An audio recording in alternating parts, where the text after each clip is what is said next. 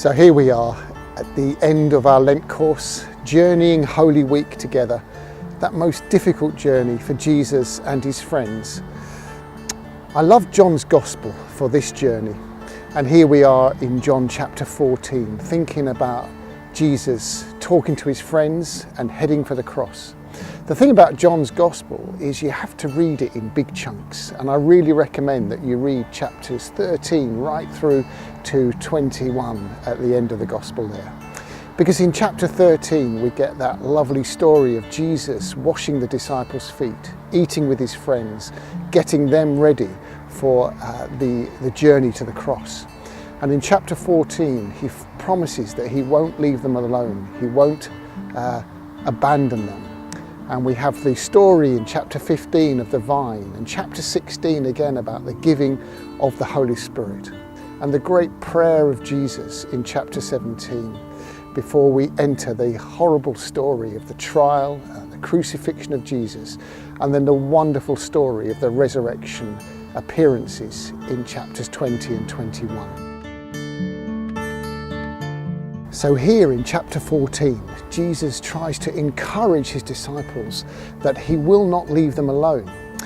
He's actually going to leave them twice, once at this terrible time of going to his crucifixion. But after the great celebration of the resurrection, he's also going to leave them again to go back to his Father. But he promises not to abandon them, not to leave them as orphans. The Holy Spirit is the Spirit of Jesus living in his disciples. And Jesus promises that he and his Father will come and make their home in the disciples themselves. And the Holy Spirit living in us is the Comforter, the Counselor, the Advocate, the one who is in us and comes alongside us. The most important thing is that we live as Jesus did, with the Holy Spirit in us, working to his glory in all that we do. And Jesus reminds his disciples of that great peace, that shalom that we came across in week 4. He promises that his peace will be in them and remain with them. So here we are at the end of our Lent course together, and you have journeyed as 4 people together. What have you experienced? What have you learned together? Have you recognized that God's Spirit is at work in you and through you?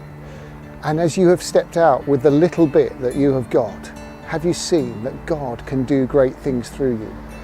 And if you've only caught a glimpse of this, then at least you've seen that God is at work in you and at work in his people to make a difference.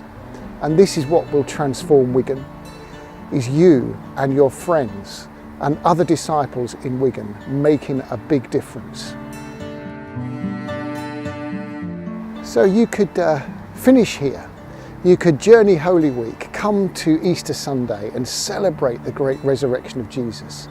And maybe you could just say goodbye to each other. But I want to give you a challenge. I want to say to you, why not continue on for a bit? Maybe in the 4 that you have, or maybe 2 of you could go and find another 2 and make another core group. Because the more we stay close to Jesus, stay close to one another, the more we ask those questions, what is it that Jesus is saying to us and what are we doing about it? The more we will see what God can do. We can encourage each other and challenge each other. Take a look at the website, transformingwigan.org, and see how you can journey on together. And encourage others with your stories, and let's see what happens the other side of the cross, the other side of the resurrection, the other side of the ascension, and the celebration of Pentecost. Let's move on together. Let's see what God can do as we trust in him.